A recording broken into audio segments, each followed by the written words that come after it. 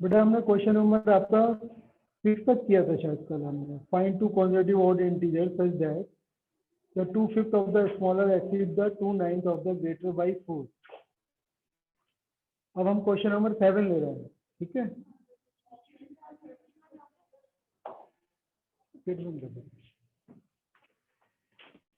The denominator of a fraction is one more than twice its numerator. If the numerator and denominator are both increased by 5, it becomes 3/5. Find the original fraction. ठीक है।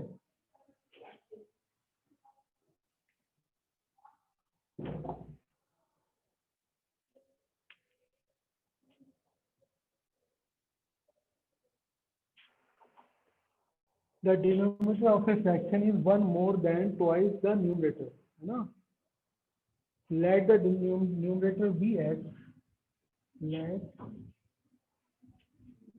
the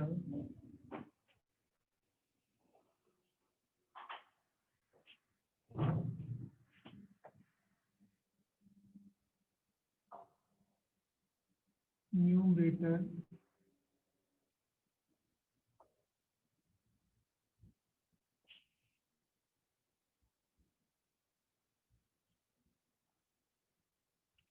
let,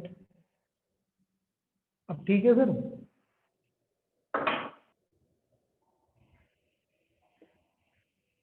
B x, ठीक है। Numerator को हम अगर x suppose करते हैं, the denominator of a fraction is one more than twice its numerator. तो डिनोमिनेटर कितना हो जाएगा, डिनोमिनेटर हो जाएगा आपका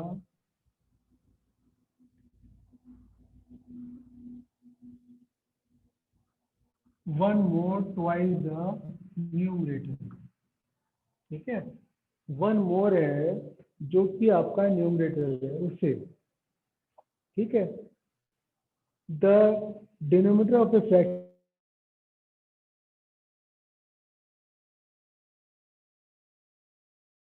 is one more than twice it is by become 3/5। अगर हम दोनों को इंक्रीज कर दें, अब हमारे पास जो फ्रैक्शन हुआ वो फ्रैक्शन हुआ x अपॉन 2x प्लस 1, ये फ्रैक्शन है, ठीक है। जिसका न्यूमरेटर हमारा x है और डिनोमिनेटर कितना है 2x प्लस 1 है। अगर if we increase both numerator and denominator by 5, so it becomes x plus 5, 2x plus 1 plus 5, then it becomes 3/5। तब वो 3/5 के इक्वल हो जाता है। अगर हम क्या करते हैं, न्यूमरेटर और डिनोमिनेटर को दोनों को अगर हम इंक्रीज करते हैं बाई 5, दोनों में हमने 5 ऐड कर दिया। दोबारा देखो इस क्वेश्चन को, है ना, क्वेश्चन थोड़ा डिफरेंट है। ये फ्रैक्शन में दिया हुआ है, the denominator of a fraction is one more than twice its numerator. जो आपका डिनोमिनेटर है वो न्यूमरेटर के ट्वाइस से वन मोर है, ठीक है। ये तो हमने न्यूमरेटर डिनोमिनेटर का रिलेशन हमने एक्स की टर्म में निकाल दिया। तो हमारा फ्रैक्शन क्या हो जाएगा, न्यूमरेटर अपॉन डिनोमिनेटर, ठीक है। उसके बाद they have given the condition if the numerator and denominator are both increase by 5। अगर हम दोनों को बढ़ाते हैं, ठीक है, किससे 5 से इंक्रीज करते हैं, then fraction become 3/5। Find the original fraction. फिर हमें ओरिजिनल फ्रैक्शन फाइंड आउट करना है, ठीक है। तो यहाँ पर आपको जो है क्रॉस मल्टीप्लाई अगर आप करते हो तो ये हो जाएगा आपका 5x प्लस 5 इक्वल टू 3। ये 2x प्लस 6 हो गया, तो आप इसको 2x प्लस 6 लिख लो, ठीक है। अगर हम 5 से मल्टीप्लाई करते हैं, इसको ब्रैकेट ओपन करते हैं, तब ये हो जाएगा 5x प्लस के 25, ये 6x प्लस के 18। अब हम x वाली टर्म को एक साइड कर लेते हैं, और जो कांस्टेंट टर्म है उसको एक तरफ कर लेते हैं। अगर हम 6x को इधर लाएंगे तो ये हो जाएगा 5x माइनस के 6x इक्वल टू 18 माइनस 25। ठीक है, फिर हमने 5x में से 6x माइनस करेंगे तो कितना हो जाएगा, ये हो जाएगा आपका माइनस एक्स इक्वल टू 18 में से माइनस 25 किया तो कितना हो गया, -7 हो गया। तो माइनस से ये माइनस कैंसिल हो जाएगा, x इज इक्वल टू 7। ठीक है, तो हमारा फ्रैक्शन क्या होगा, फ्रैक्शन हो गया हमारा ओरिजिनल फ्रैक्शन क्या होगा, ओरिजिनल फ्रैक्शन हो जाएगा आपका x की जगह अगर हम 7 पुट करते हैं तो 7 7 टू जब 14 14 और 1 15। यह हमारा आंसर हुआ 7/50। देखिए क्वेश्चन में क्या गिवन था, क्वेश्चन में गिवन था कि आपको एक फ्रैक्शन है जिसके साथ कंडीशन क्या दी हुई है कि न्यूमरेटर का ट्वाइस है डिनोमिनेटर, 1 मोर है उसके बाद, है ना। तो हमने क्या लेट किया, let the numerator be x, so denominator will be equal to 2x plus 1, then fraction is x is equal upon 2x plus 1। अगर हम न्यूमरेटर और डिनोमिनेटर को दोनों को 5 से इंक्रीज करते हैं तो फ्रैक्शन कितना हो जाता है, 3/5 हो जाता है। यह हमने क्रॉस मल्टीप्लाई कर दिया, क्रॉस मल्टीप्लाई करने के बाद ये आया 5x plus 5 3x 2x plus 6। ठीक है, इसको हमने सिंप्लीफाई कर लिया। 5x जो x वाली टर्म थी वो हम इधर ले आए, जो कांस्टेंट टर्म थी उधर आई। ये आपका सिंपल कैलकुलेशन है, इससे बड़ी कैलकुलेशन हम पहले भी कर चुके हैं, कोई ऐसी दिक्कत नहीं। जब x की वैल्यू 7 हो गई तो 7 हमने इसी पुट कर दिया, तो 7/,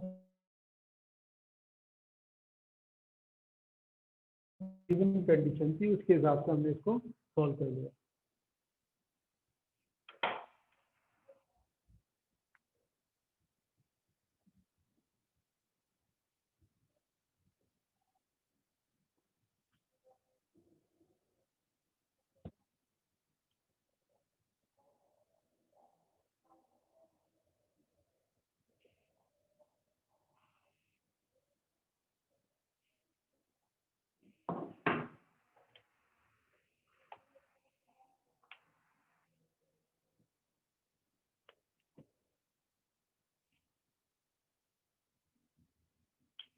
फिर बेटा क्वेश्चन नंबर 8 है। क्वेश्चन नंबर 8 में क्या है, find 2 positive numbers in the ratio 2/5 such that their difference is 50। दो नंबर हैं जो 2/5 में है ना। लेट द 2 पॉजिटिव नंबर्स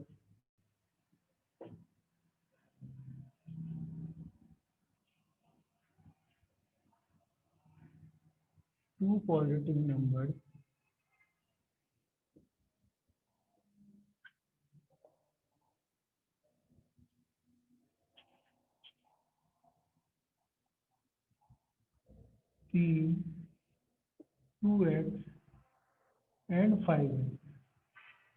ये हमने 2x 5x क्यों लिया, क्योंकि 2/5 में गिवन थी, इसलिए हमने इसी टर्म में आपको लिख लिया 2x और 5x such that their difference is 15। उनका डिफरेंस जो है वो 15 है। तो डिफरेंस जब आप निकाल रहे हो तो देखो ये 2x है, ये 5x है, तो 5x ज़्यादा बड़ा होगा, तो 5x minus 2x is equal to 15, है ना। बड़ी नंबर में से क्योंकि डिफरेंस बोला है तो डिफरेंस जब भी हम निकालेंगे तो ग्रेटर नंबर में से लेस नंबर जो है वो हम माइनस कर देते हैं। ठीक है, तो इस तरीके से हमने इसको माइनस किया।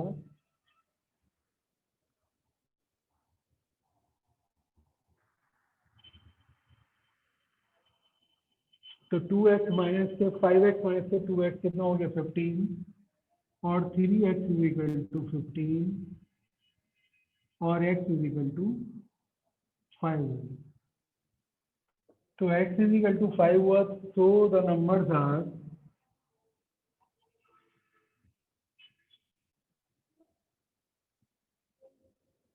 क्या होंगी, x की जगह अगर आप 5 रख देते हैं तो 10 हो जाएगी, और यहाँ पर रख देते हैं 5 तो 25 होगी।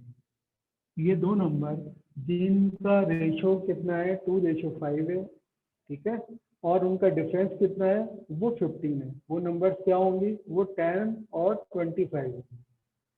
ठीक है, इस तरीके से हमने, ये सिंपल था कंपेरेटिवली। ठीक है, फिर नेक्स्ट क्वेश्चन देखो। नेक्स्ट क्वेश्चन में क्या गिवन है, what number should be added to each of the number 12, 22, 42, 72 so that resulting number may be in proportion. What number should be added? ये नंबर है आपकी 12 है और 22,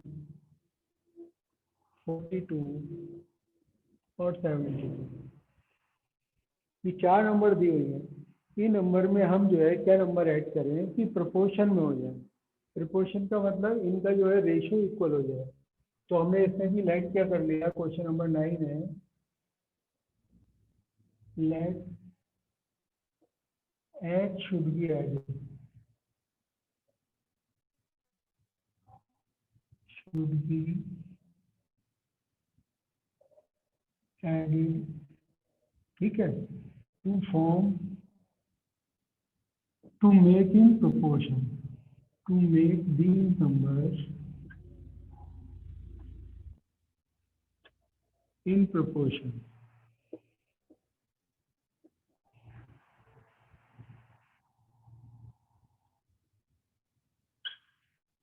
ठीक है, सब में हम अगर हम एक्स ऐड करते हैं तो ये हमने माना कि ये प्रोपोर्शन में हो जाएगी।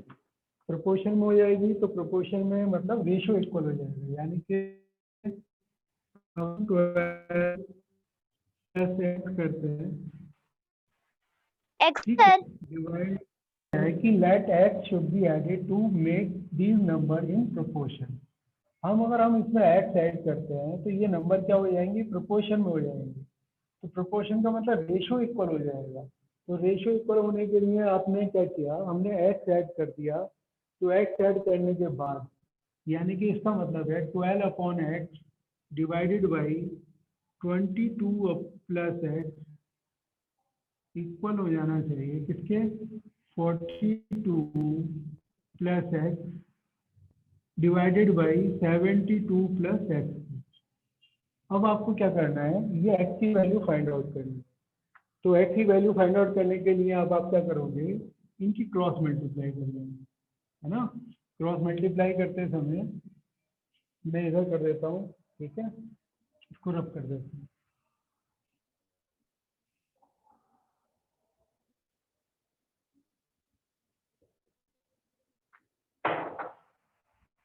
ये हो जाएगा बेटे 12 plus x into 72 plus x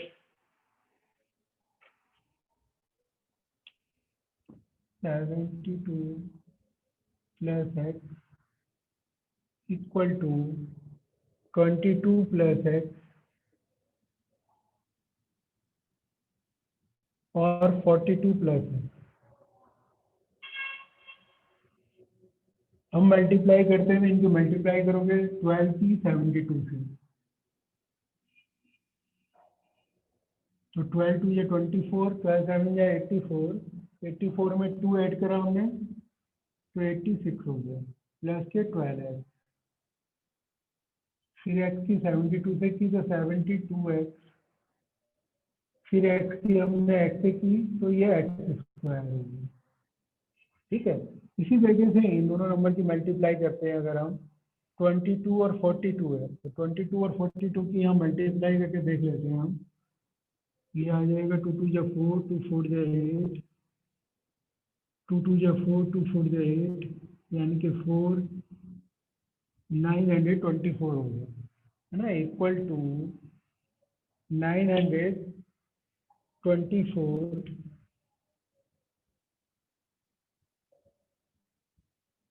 plus 22x plus 42x plus x square.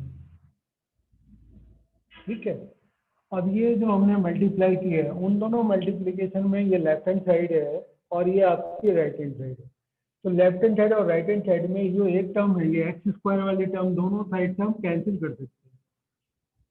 ठीक है, दोनों में ये आ रही है, हम इसको या तो लेफ्ट साइड में लाएंगे तो माइनस सी हो जाएगी, वो एक ही बात है। तो ये वाली टर्म हमने, इसको हमने अलग कर दिया, और ये जो एक्स वाले टर्म है इनको हमने ऐड किया, तो ये 2 कितना हो गया, 4, 7 और 1 8, 84 एक्स हो गया। और ये जो है 864, अभी ये लिखा रहने देते हैं, 864 को एज इट इज लिखा रहने देते हैं, 864 इक्वल टू 924, ये 2 कितना हो गया, 4, और 4 to 64 एक्स हो गया। अब हमने ये एक्स वाली टर्म को एक तरफ कर लिया हमने, 84x minus 64x equal to 924 minus 864, minus से कितना हो गया, 864 हो गया। ये माइनस किया हमने, कितना आया, 4 में से 4 माइनस किया 0, 12 में से 6 माइनस किया 60 हो गया। इसी तरीके से ये माइनस किया 0 हो गया, ये कितना आया, 20x आ गया। x इक्वल टू कितना आया, 60/20, यानी कि 3 आंसर है। तो यानी कि हमें क्या ऐड करना चाहिए, हमें 3 ऐड करना चाहिए, है ना। दोबारा एक बार और देखो, ये बेटा ये नंबर दी हुई थी 12, 24, ठीक है, 42, 72। क्वेश्चन ये था कि हम इसमें क्या ऐड करें कि ऐड करने के बाद ये सारी नंबर जो है आपकी प्रोपोर्शन में हो जाए। प्रोपोर्शन का मतलब सेम रेशो, यानी कि पहली 2 नंबर का रेशो वही आए जो लास्ट दोनों वाली नंबर का रेशो है। तो हमने लेट किया, let x should be added to make these numbers in proportion, ठीक है। तो इसमें हमने 12 प्लस एक्स किया, उसी तरीके से 22 प्लस एक्स कर दिया, इसमें भी हमने एक्स कर दिया, इसमें भी एक्स कर दिया। अब इसको हमने सिंप्लीफाई करके एक्स की वैल्यू फाइंड आउट करनी थी। तो मैं इसको सिंप्लीफाई करने के लिए जैसा हम करते हैं, क्रॉस मल्टीप्लाई किया, क्रॉस मल्टीप्लाई करके हमने इनको लिख लिया। लिखने के बाद फिर हमने, ठीक है, इनकी मल्टीप्लिकेशन की, जब 12 से मल्टीप्लाई करेंगे दोनों टर्म को मल्टीप्लाई किया, फिर एक्स से हमने इन दोनों टर्म को मल्टीप्लाई किया। मल्टीप्लाई में कोई भी टर्म आगे पीछे आप लिख सकते हो, है ना। मल्टीप्लिकेशन का थोड़ा वो चेंज हो सकता है मेथड, जैसे मैंने किया, जरूरी नहीं एग्जैक्टली वैसे करो, लेकिन इनकी मल्टीप्लिकेशन सही होनी चाहिए, है ना। जैसे चाहो आप ऐसे मल्टीप्लाई कर सकते हो। तो ये 4 टर्म इसमें आएंगे, 4 टर्म इसमें आएंगे।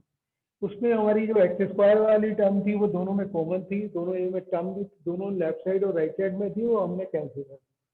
उसके बाद हमने जो एक्स वाली टर्म थी वो उनको ऐड करा, है ना। ऐड करने के बाद जो एक्स टर्म को हमने लेफ्ट साइड में ले लिया, और जो नंबर थी कॉन्स्टेंट टर्म उसको हमने राइट साइड में लिया। इसको माइनस करने के बाद इसको भी माइनस किया, तो एक्स की वैल्यू 60/20 यानी कि 3 आ गई। अगर हम 3 इसमें ऐड कर देते हैं तो 3 ऐड करने के बाद ये प्रोपोर्शन में हो जाए, ये हमारा आंसर है, ठीक है। तो बेटे ये जो क्वेश्चन है, ये एक्सरसाइज जो है हम, ठीक है, इस एक्सरसाइज के क्वेश्चन नंबर हम 9 तक ही आपको करा रहे हैं। आगे हम इसके लिए नहीं करा रहे कि आगे के क्वेश्चन इससे ज़्यादा, यहाँ तक जो हमने किए हैं तो बहुत सिंपल थे, काफ़ी डिफिकल्ट है, ठीक है। हमारे पास इतना टाइम भी नहीं है, आपको जो है इसी में काफ़ी दिन लग जाएंगे, है ना। हम चाहते हैं कि सारे टॉपिक आपके कवर हो जाए, ठीक है, और एग्जाम में भी हम 9 तक ही देंगे, ठीक है। ये आप नोट कर लो कि 11.2 का क्वेश्चन नंबर 9 तक आपको करना है, ठीक है। बाकी क्वेश्चन हम अभी ये, क्योंकि क्वेश्चन इस टाइप के क्वेश्चन मुझे 9th और 10th में आएंगे, तो 9th और 10th में आप करेंगे, ठीक है, तो ज़्यादा सही रहेगा। ये आपके हिसाब से अभी थोड़े मुश्किल लग रहे हैं। अब मैं आपको जो क्वेश्चन नंबर चैप्टर नेक्स्ट वाला जो चैप्टर है वो 12 वो बताते हैं, अंडरस्टैंडिंग क्वाड्रिलेटरल। क्वाड्रिलेटरल आपने पढ़ा भी होगा, है ना। क्वाड्रिलेटरल ये एक पॉलीगॉन होता है, ठीक है, जिसकी वी हैव 4 साइड। चलो मैं पहले आपको ये बताता हूँ।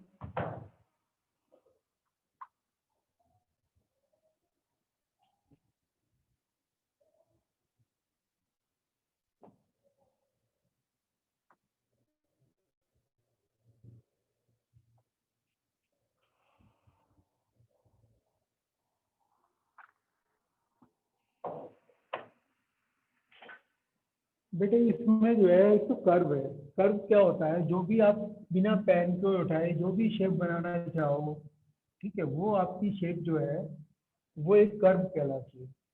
ठीक है। अगर कोई कर्व स्टार्टिंग पॉइंट और एंडिंग पॉइंट दोनों का सेम हो जाए तो वो क्या कहलाता है, क्लोज कर्व कहलाता है ना। कोई भी कर्व अगर आप बनाते हैं, चाहे वो किसी भी तरीके का हो, जिसका स्टार्टिंग पॉइंट और एंडिंग पॉइंट वो सेम हो, वो क्लोज कर्व कहलाता है। अगर हम उसमें लाइन सेगमेंट का यूज करते हैं तो वो क्या कहलाता है, पॉलीगॉन कहलाता है। ठीक है। तो पॉलीगॉन के लिए, क्लोज पॉलीगॉन के लिए we should have at least 3 line segment, तो वो हमारा क्या बनता है, ट्राइंगल बनता है। ठीक है। और अगर हम 4 साइड लाइन सेगमेंट का यूज करते हैं तो वो क्या बनता है, क्वाड्रिलेटरल बनता है। क्वाड्रिलेटरल में हमारे पास कितनी साइड होती हैं, वो 4 साइड होती हैं। और ट्राइंगल की जो आपके जो ए बी सी नाम रखा हमने, ये लाइन सेगमेंट है ए बी, बी सी, सी ए, इनके 3 ही एंगल होते हैं, angle A, angle B, angle C. 3 line segment and there are 3 angles. ठीक है। Sum of all these 3 angles कितना होता है, वो 180 डिग्री होता है। ये आप याद रखो, एंगल ए ट्राइंगल में, ठीक है, इनके तीनों एंगल का सम जो है वो 180 डिग्री होता है। और क्वाड्रिलेटरल में क्या होता है, क्वाड्रिलेटरल में 2 ट्राइंगल बन जाते हैं। देखो, एक ट्राइंगल ये बन गया और एक ट्राइंगल ये बन गया। एक ट्राइंगल के एंगल का सम कितना होगा, 180 डिग्री। दूसरे ट्राइंगल के एंगल का सम कितना होगा, 180, है ना। तो टोटल मिला के चारों, दोनों, देखो ये जो एंगल है, आप ये समझ लो, चलो आप ऐसे ही याद रख लो कि चारों एंगल का सम जो है वो 360 हो जाएगा। इसके अंदर 2 ट्राइंगल बन रहे हैं तो दोनों ट्राइंगल, एक ट्राइंगल के एंगल का सम 180 डिग्री होता है, दूसरे ट्राइंगल का सम भी 180 डिग्री हो जाएगा। क्योंकि इसके अंदर ये वाला है, एक हाफ इधर आ रहा है और हाफ इधर आ रहा है, तो टोटल मिला के जो है, ठीक है, जो हमारे एंगल बनेंगे, ये मान लीजिए आपका ये है, ये 1, ये 2, ये 3, ये 4, ये आपका, मैंने सी लिख दिया, चलो ये सी रख दिया। तो देखो इन तीनों का एंगल का सम ए प्लस 1 प्लस 3, इन तीनों एंगल का जो सम होगा वो 180 डिग्री होगा। ये एंगल है ये, ठीक है, ये एंगल। और इसी तरीके से एंगल 2 और एंगल सी प्लस एंगल 4, इनका सम भी कितना होगा, वो भी 180 डिग्री होगा। अगर हम दोनों को ऐड कर दें, ऐड करने पे क्या होगा, एंगल ए तो ये बना हुआ है आपका, और एंगल 1 और 2 को मिला के कितना बन जाएगा, एंगल बी बन जाएगा। और एंगल सी आपका हमने ऐड किया हुआ है, सी, और 3 को मिला के का सम कितना हो गया, 360 डिग्री। ये आपको कुछ दिखाना नहीं है, मैं आपको वैसे ही बता रहा हूँ कि चारों एंगल का सम, क्वाड्रिलेटरल के 4 एंगल का सम कितना होता है, वो 360 डिग्री होता है। ठीक है। ये फार्मूला होता है, जब भी कभी आप भूल जाएं तो ये फार्मूला आप यूज कर सकते हैं, sum of all interior angle n-2 into 180 degree. N क्या है, एन उसकी साइड है। जैसे ट्राइंगल है, ट्राइंगल के अंदर कितनी साइड है आपकी, 3 है, तो यहाँ पर एन की जगह 3 पुट करोगे तो 3 - 2 कितना हो गया, 1।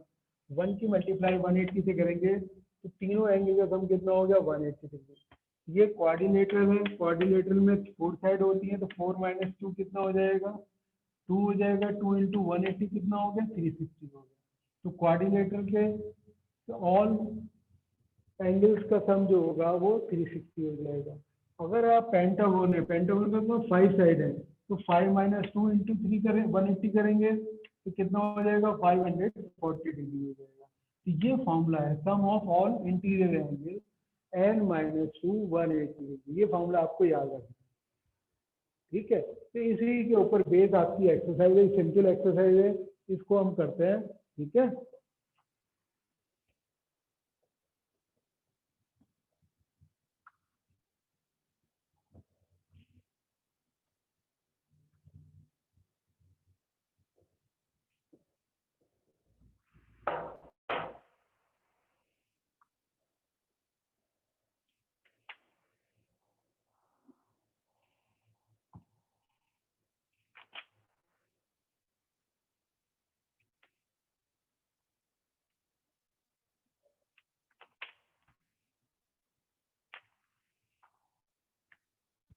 12.1 कितने क्वेश्चन है?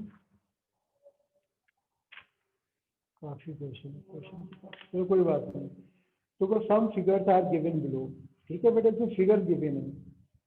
तो सम फिगर्स में हमें क्लासीफाई करना है, classify each of the them on the basis of the following: simple curve, simple close curve, polygon, convex polygon और कॉनकेव पॉलीगॉन। देखो सिंपल कर्व तो वो जो आपका जो है इस तरीके से फर्स्ट वाला पार्ट है, ये सिंपल कर्व है, ठीक है।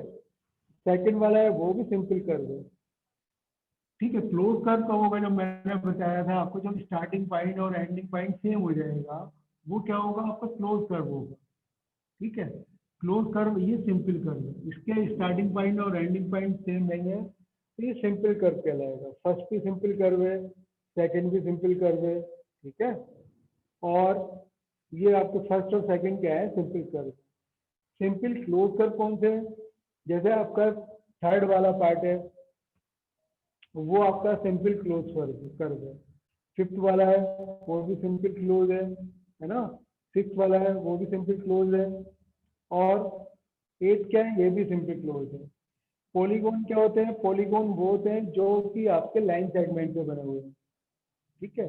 लाइन सेगमेंट से जो बनी हुई फिगर है वो क्या कहलाती है, आपकी पॉलीगॉन कहलाती है, जैसे आपके थर्ड वाले पार्ट में है और सिक्स वाले पार्ट में। कॉन्वेक्स पॉलीगॉन और कॉनकेव में क्या है कि अगर हम ऐसी फिगर बनाते हैं, जैसे कि ये आपका ये है,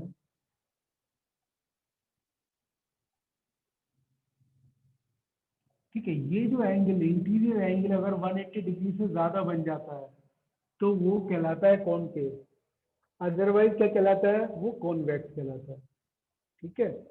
ये एंगल अगर आपको देखो, ये एंगल जैसे 180 डिग्री से कम है, ये भी 180 डिग्री से कम है, ये भी 180 डिग्री से कम है, ये भी, अगर एक भी एंगल 180 डिग्री से ज्यादा हो गया तो वो क्या कहलाएगा, कॉनकेव कहलाएगा। जैसे कि सिक्स वाले पार्ट में है ना, सिक्स वाला जो पार्ट है, ये जो एंगल बन रहा है इसके अंदर 180 डिग्री से ज्यादा बन रहा है। और कॉन्वेक्स पॉलीगॉन वो होता है जिसके सारे एंगल जो है वो 180 डिग्री से कम होते हैं, जैसे थर्ड वाले पार्ट में, ठीक है। तो ये आपका कैसा है, ये सिंपल, ये कॉनकेव पॉलीगॉन, ठीक है। इसके बाद आप देखो नेक्स्ट क्वेश्चन है, how many diagonal does each of the following have a convex quadrilateral. तो ये इसका नंबर ऑफ डायगोनल निकालने का भी एक फार्मूला है, जैसे मैंने ये आपको सम का फार्मूला बताया, ठीक है। Sum of all interior angle निकालने का फार्मूला होता है n-2 इंटू 180 डिग्री। इसी तरीके से नंबर ऑफ डायगोनल निकालने का फार्मूला है n-3 अपॉन 2, ठीक है। ये सिर्फ डायगोनल बताता है कितने डायगोनल होंगे उसके अंदर। जैसे आपका क्वाड्रिलेटरल में आपकी 4 साइड होती है, तो क्वाड्रिलेटरल में n की जगह अगर आप 4 रखते हो तो 4 माइनस 1 कितना हो गया, 1 डिवाइडेड बाई 2, कितने डायगोनल होंगे, 2 होंगे। जैसे ये आपका क्वाड्रिलेटरल है, ठीक है। तो इसमें डायगोनल कौन से होते हैं, ये वाले डायगोनल होते हैं जो कि एडजेसेंट साइड नहीं हो, है ना। दो एडजेसेंट साइड को जो ज्वाइन करता है उसको हम क्या कहते हैं, डायगोनल कहते हैं। तो इसके अंदर कितने डायगोनल हो गए, क्वाड्रिलेटरल के अंदर 2 हो गए। तो ये फार्मूला है नंबर ऑफ डायगोनल निकालने का, ये फार्मूला है sum of all interior angle निकालने का।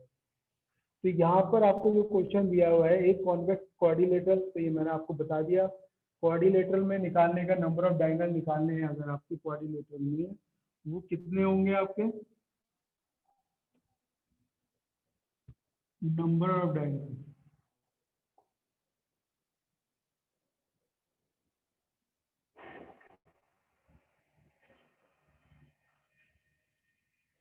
ठीक, इन क्वाड्रिलेटरल कितना हो जाएगा, क्वाड्रिलेटरल के अंदर 4, एन की जगह 4 पुट किया, 4 माइनस 1 3, 1 हो गया, ये 2 आ गया। इसी तरीके से अगर हमें किस में निकालना है, रेगुलर हेक्सागन में निकालना है, ठीक है।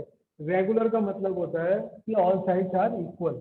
रेगुलर जो यहाँ वर्ड यूज करा जा रहा है वो सारी साइड इक्वल है, तो नंबर ऑफ डायगोनल इससे कोई फर्क नहीं पड़ता वो रेगुलर है या नहीं रेगुलर है, तो हेक्सागन में निकालना है अगर हमें,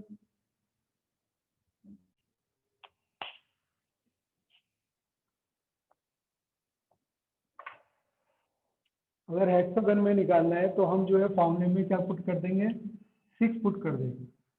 तो 6 × 6 - 3 कितना हो गया, 3 डिवाइडेड बाई 2, 2 3 6 कितने हो जाएंगे, 9 जाएंगे।